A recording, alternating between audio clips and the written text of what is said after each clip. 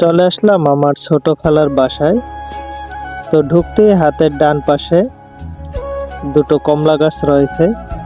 তো কমলা গাছের ফলন দেখে মাশাল্লাহ আমি মুগ্ধ।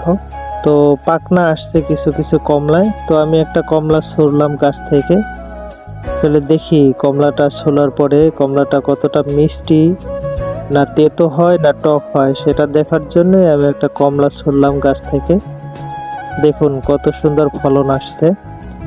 তো কমলাটা ছুলতেছি আমি, ছুলে খাওয়ার পালা এখন। খেয়ে দেখতেছি, ও অসাধারণ, আসলে মিষ্টি আছে মাশাল্লাহ, খুব ভালো। তো দেখুন আমরা সামনের দিকে আগাই, একটু দেখি কমলা গাছ দুইটার ভিউ। দেখুন মাশাল্লাহ কত সুন্দর কমলার রং আসছে। ওই যে উপরে পাকনা, এই যে উপরের ভিউটা দেখুন, গাছের গোড়া থেকে মাথা পর্যন্ত শুধু কমলা ভরপুর। মাশাআল্লাহ মাশাআল্লাহ।